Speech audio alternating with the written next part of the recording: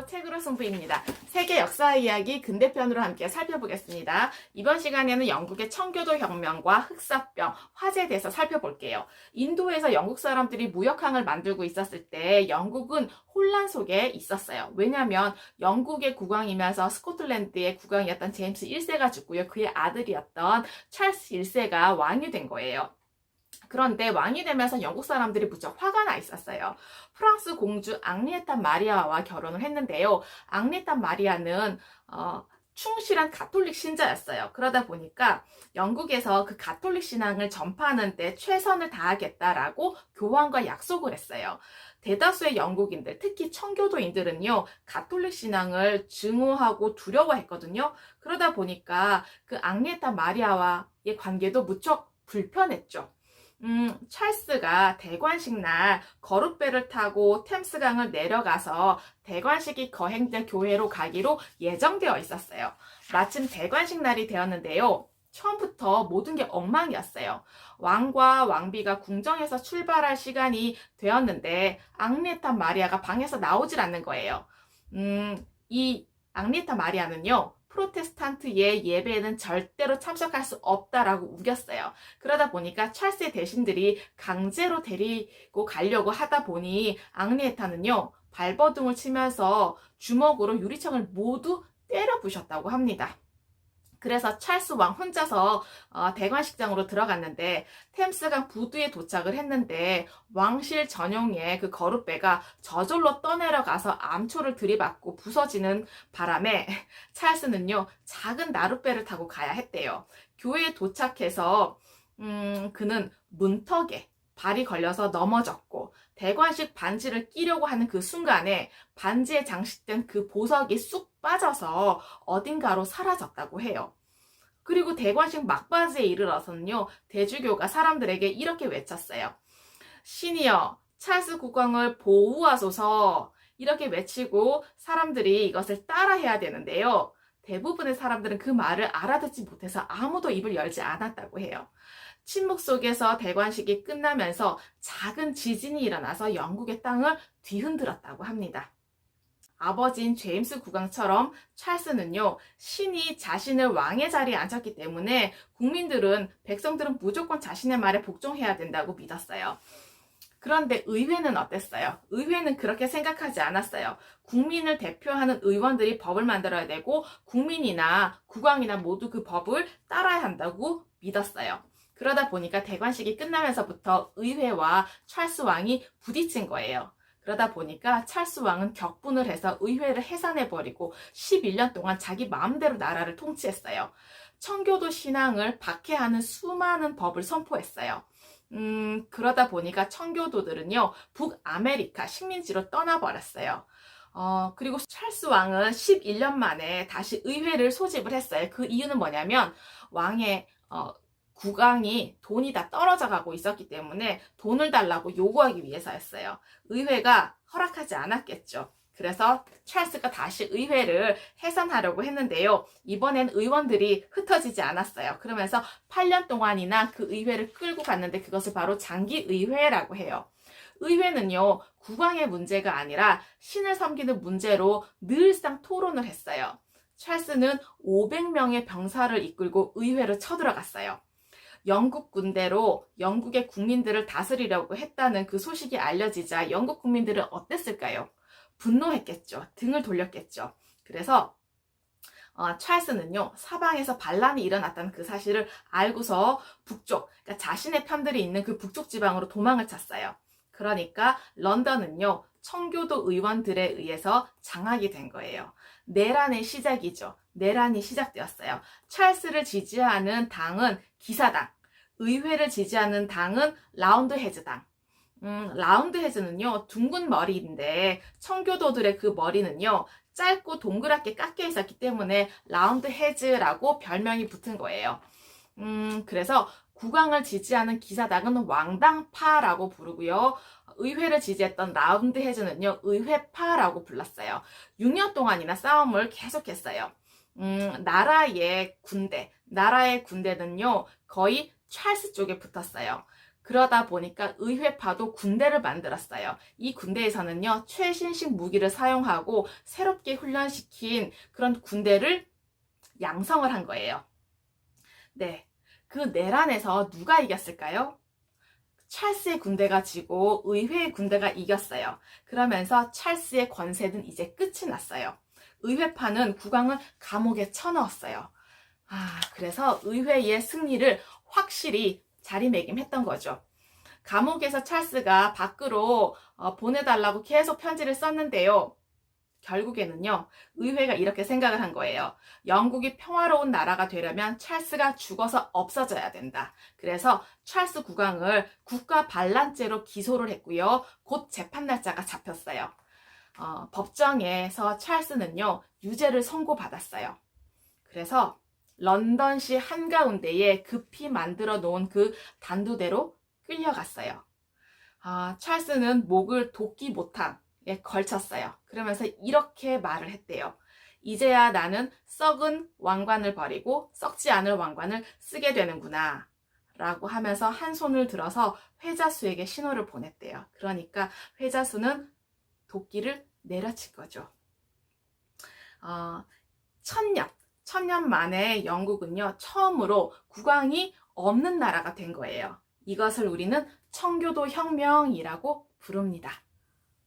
영국의 국왕이 죽었어요. 그러다 보니까 이제는 영국은 공화국이 되었어요. 국민이 뽑은 대표자에 의해서 다스려지는 공화국. 이제 의회는요, 영국 국민들의 말에 순종을 해야 되고 그들이 원하는 법을 만들어야 했어요. 영국 사람들은요, 의회가 무엇보다도 사법제도를 바꿔주기를 원했어요. 그런데 법이 너무나 복잡하잖아요. 시민들은 그 법이 도대체 무엇인지 알 수가 없었어요. 그러다 보니까 비싼 돈을 주고 변호사를 사야 했고요. 부자들만이 그런 사법제도를 누릴 수가 있었어요. 의원들은요, 대체로 변호사들이었어요. 그러다 보니까 시민들이 이해할 수 없는 법을 그대로 두는 게 유리했죠. 국민들이 새로 뽑은 의원들로 새로운 국회를 만들기로 약속을 했는데 그렇게 하지 않은 거예요. 크로멜이라고 하는 사람은요, 그런 의회에 신물이 났어요. 그러다 보니까 이 크로멜은 청교도 친구들 불러 모아 놓고 영국 정부는 성자들의 회합이 되어야 한다고 결정을 했어요. 성자들은 바로 청교도의 주장에 찬성하는 남자들을 의미해요. 크로멜은 그의 신형 군대를 이끌고 의회를 해산해야겠다고 선언을 했어요. 의원들을 보고 이렇게 얘기를 했대요. 당신들은 하는 일도 없이 그 자리에 너무 오래 앉아 있었어. 신의 이름으로 명령한다. 당장 꺼져라. 네. 그러면서 병사들이 칼을 들고 그 의회의 의원들을 다 몰아냈대요.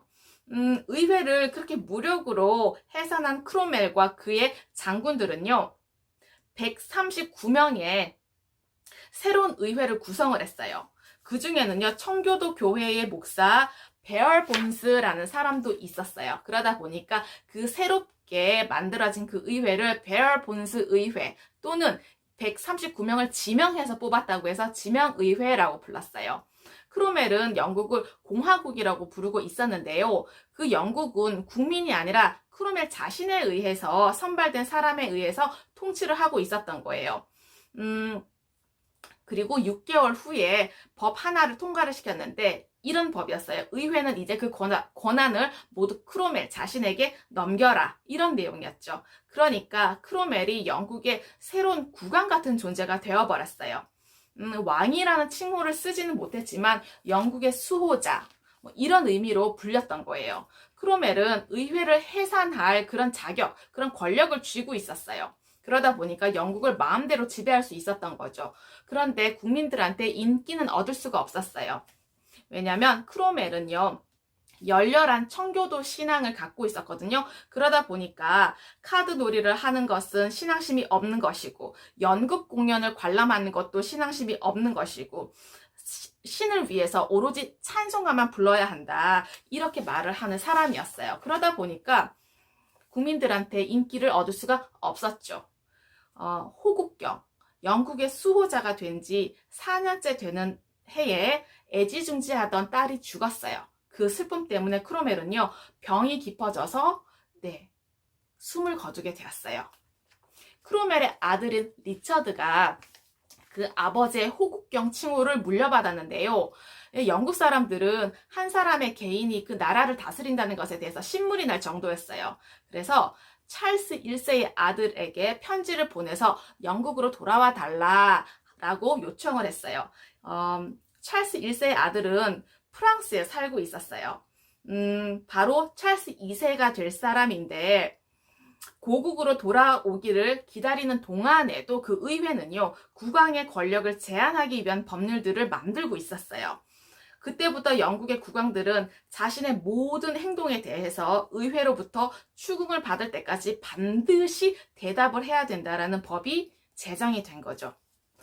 찰스 1세의 아들이 프랑스로부터 돌아왔어요. 지루한 전쟁과 청교도의 법률에 지친 영국 사람들은요, 환호했어요. 그래서 다시 왕위에 오르고 다시 왕정으로 돌아갈 수가 있었습니다.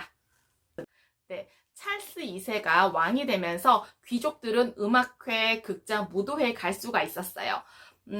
전통적인 군주제로 돌아간 거예요. 영국의 최대 도시인 런던은 점점 커졌어요. 찰스 2세가 왕이 된 지 4년 만에 이상한 일이 벌어진 거예요. 런던의 변두리에서 흑사병이라고 하는 괴질이 시작이 된 거예요. 그런데 이게 소문이 아니라 실제로 엄청나게 많은 런던의 사람들이 이 병에 걸려서 죽게 된 거예요. 하도 많은 사람들이 일시에 죽어나가는 바람에 그 시체를 묻을 수 있는 땅이 부족했어요. 로빈슨 크루소를 쓴 영국 작가 다니엘 디포라는 사람은요, 이렇게 글을 썼어요. 런던은 온통 눈물바다였다고 말하는 게 가장 옳았을 게다.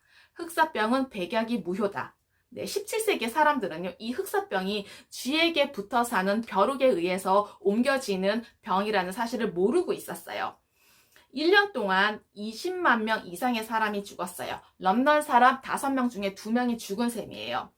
그러면서 아주 천천히 1년 이상의 시간이 지난 이후에 아주 천천히 정상의 생활로 돌아올 수가 있었어요. 그런데 그로부터 9달이 지난 후에 또 비극이 일어났는데요. 왕실에서 빵을 주문받은 제빵업자가 작업장에서 불을 피우고 있었는데요. 그 불쏘시개를 태운 하염이 벽을 타고 올라가서 이웃집으로 번져간 거예요. 그렇게 번진 그 불길이요, 런던으로 다 퍼져버린 거예요. 몹시 건조한 날씨에 세찬 바람까지 불었거든요. 불길이 온 도시로 퍼졌고 선착장, 쌓인 목재 더미를 태우고 무수한 집을 불태우고 선술집과 상점들과 교회까지도 불태웠어요. 수많은 사람들이 런던의 한가운데 자리 잡은 세인트 폴 성당으로 피신을 했는데 돌로 지은 그 거대한 교회당도요, 화염이 벽을 타고 올라 목재를 태우고 지붕의 함석을 녹여버렸어요. 불은요, 5일 동안 꺼지지 않았어요. 5일 동안 꺼지지 않고 런던시의 5분의 4가 다 타버렸어요. 런던 시민의 일기에는요, 이렇게 적혀 있었어요. 어제는 런던이 여기에 있었으나 오늘은 더 이상 보이지 않았다. 네, 어떠셨나요? 과거의 지혜와 지식을 통해서 현재와 미래의 삶이 좀 더 의미 있고 풍성해지시길 기원합니다. 감사합니다.